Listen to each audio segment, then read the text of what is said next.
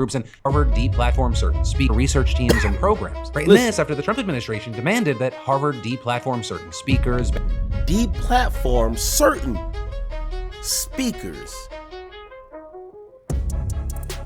What happened to freedom of speech?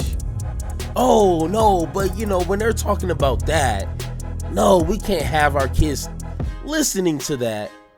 But you are a believer of the First Amendment, right? Okay. So here is a question to all my Republicans out there. Yes, I do get a few of those type of idiots watching my videos. So here's a question. What happened to the Republican Party being the party of freedom of speech, free speech, First Amendment? Say whatever you want, however you want. You should not be censored. You should not be canceled. You should be able to say whatever racist thing that you can come up with and be free to say it. You should be able to do this, say that with no repercussions. What happened to that party? What happened to the party of less government oversight? The government should not be everywhere. It should not be in your business. We don't need bigger government. We need smaller, eventually nothing type of government. What happened to that Republican Party? Because as stupid as that sounds, that version of the Republican Party is better than what we have now, to be honest. Because Trump is literally doing the opposite. Now he's going to colleges, which, once again, we can discuss on how colleges are exploiting and just increasing the prices for God knows for whatever reason. But the government has no ability to go into these institutions demanding bullshit. Straight bullshit. As we're going to get into, he's trying to go into these institutions to weed out wokeness. And if you seen my video yesterday, which if you haven't, shame on you. Go ahead and watch it after this one. But we talked about wokeness is not a real thing. That's whoever is presenting that, whatever they dislike or whatever they're trying to use to prove their point, they're going to deem it as woke. That's simple. It's not a real thing. So if you don't have a real issue, if it's not really tangible, you can go into these institutions demanding whatever you want and deem it as wokeness, which we're going to get into. Some of the things that he's asking for is ridiculous. And once again, if there's any sensible Republicans out there, they would be furious. Republicans would be turning over in their graves if any Democratic or any Democrat president was doing this exact same thing. Republicans will be pulling out their hair right now, doing backflips. But no, it's Daddy Trump. So I guess we got to get rid of wokeness, right? But we all know the truth on why Trump is doing this. I mean, if you don't know, let me tell you. Because they don't like the protests and all the students speaking up for the Palestinian people in Gaza and other areas that is being destroyed. A literal genocide from Israel. That's what he doesn't like. And if we go back a couple months, he made a promise to Israel and Benjamin Netanyahu that he's going to do this. And that's what he's doing. So he's using this wokeness and all this other crap to achieve that goal. And before people get into the whole, he's just a cesspool of just liberals and, just all these far left individuals consuming these schools. Take a look at this. These are all the individuals that graduated from Harvard.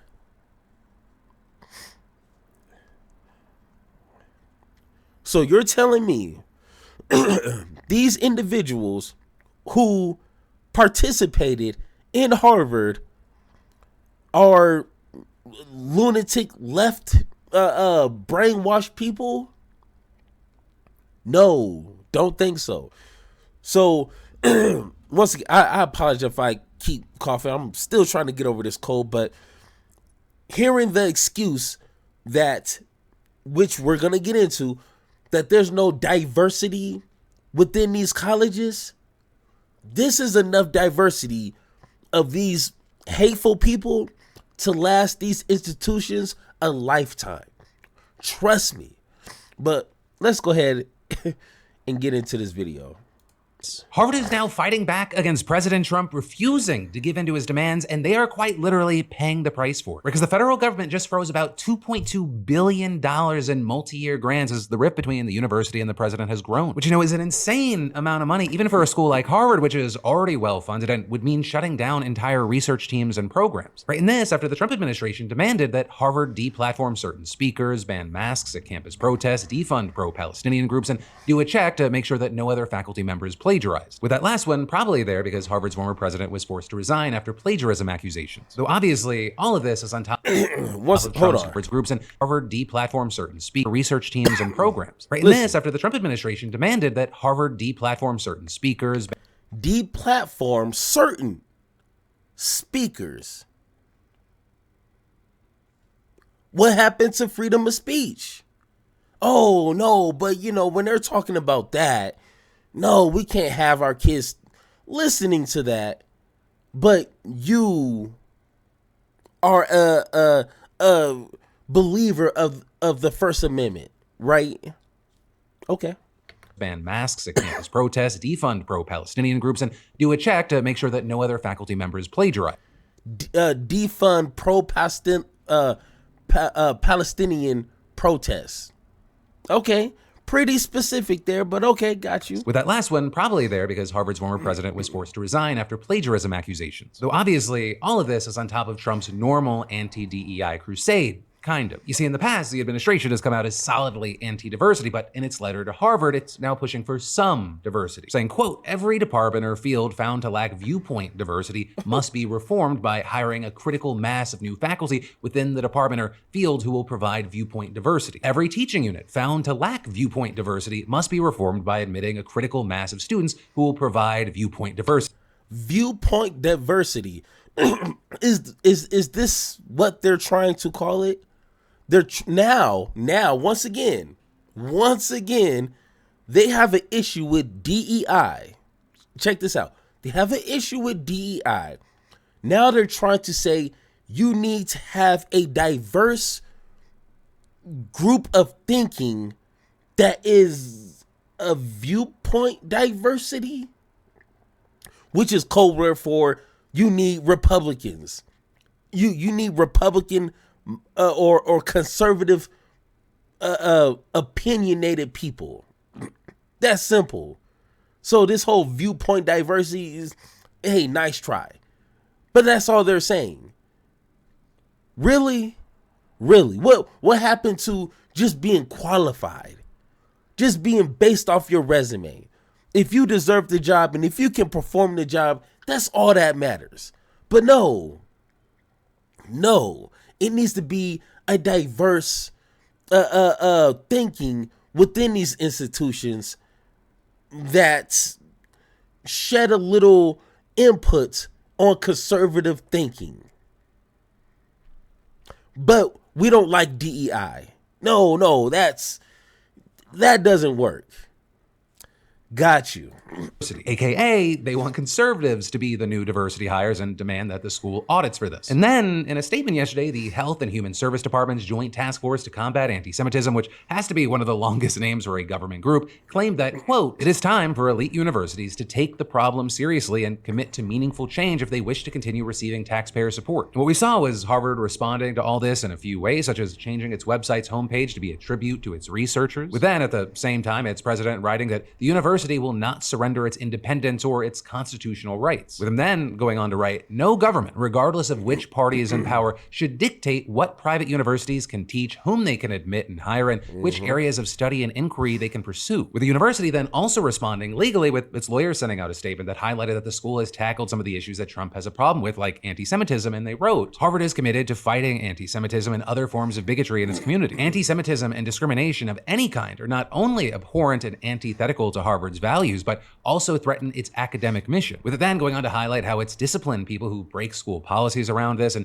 make sure that it is a, quote, welcoming and supportive learning environment for all students. Right? And one of the big things in this situation is that this isn't happening in a bubble. Harvard is just the latest school that the administration has gone after. And it's kind of funny to me. It just dawned on me that this administration is trying to prompt itself up as someone that is trying to protect Jewish students.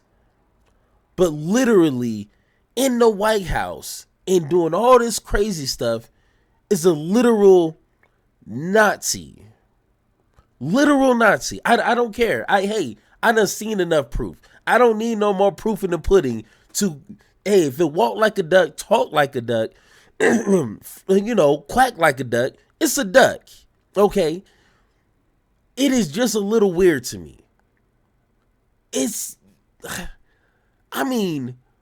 Literally supporting white supremacists and Nazis, but yet you're trying to protect Jewish students.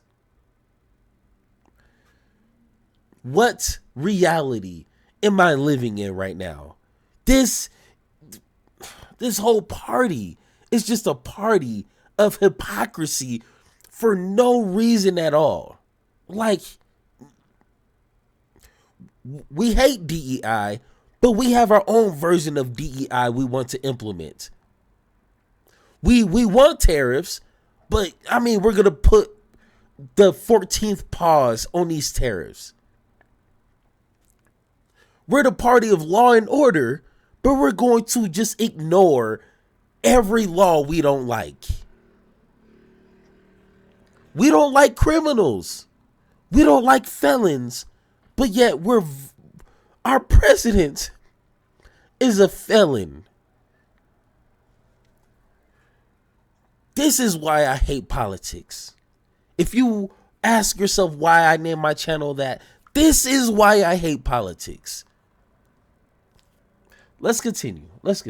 Columbia, Princeton, Cornell, and Northwestern, they've all also been targeted by the administration with similar demands. And in Columbia's case, the school actually gave into a more limited set of demands from the administration to get back around $400 million in funding, which is coincidentally the same amount that the school refused to pay Trump decades ago when it was looking to expand. Meanwhile, Princeton had $210 million in funding frozen after its president said that the Trump administration was the greatest threat to American universities since the Red Scare of the 1950s. And then you had Cornell and Northwestern losing access to $1 billion and $790 million respectively, with the Trump administration claiming it was connection to, quote, several ongoing, credible, and concerning Title VI investigations. Which I will say the details about what exactly happened there, they're unclear. It's also kind of unclear in general what Harvard and these other schools are going to do.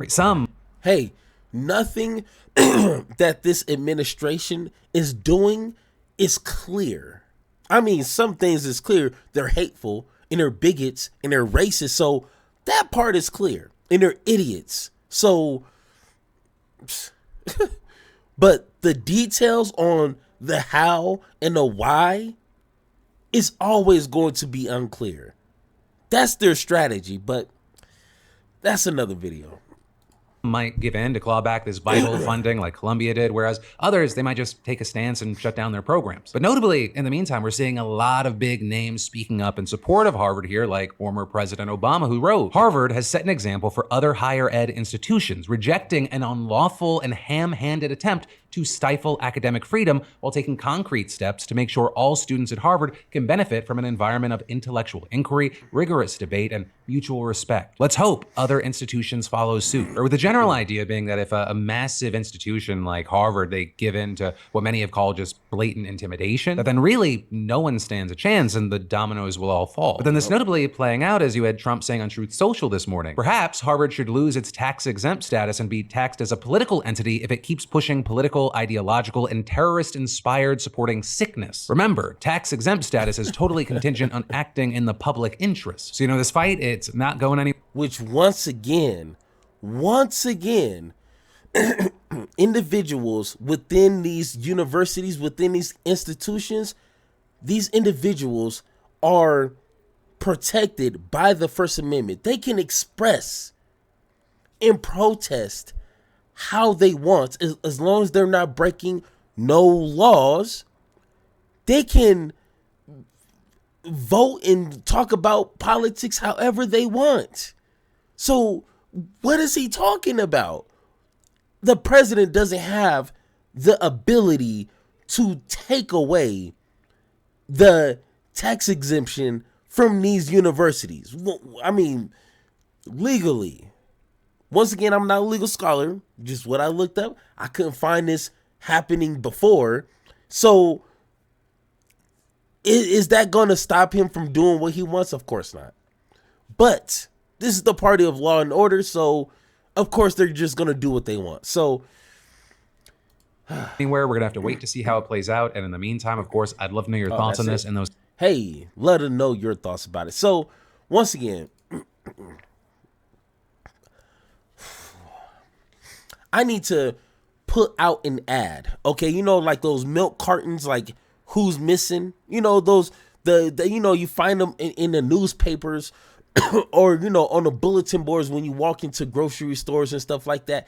I need to put missing Republicans, because I can't find any Republican angry that this administration is trampeding on people's rights, like blatantly. They're not like incognito, like you gotta really dig into the weeds to figure this out. They are just broadcasting it, and they think it's cute. And I don't hear no people like a Candace Owens or Ben Shapiro, nothing like that, really saying, hey Trump, Republican Party, I love you, but you're going a little too far with this. I mean, just a little, scale it back a little bit. You can't force institutions to hire Republicans or conservatives because it's not a mix of however you want it. You can't do that. But this is why I hate politics. This is why I hate politics, because all the sensible people are checked out. And it's only a few of us here. But this is what we got to deal with. But once again, guys, if you agree or disagree with anything I said in this video, let me know in the comments down below, or find me on Blue Sky so we can have that one-on-one talk. And like always, let's have that conversation.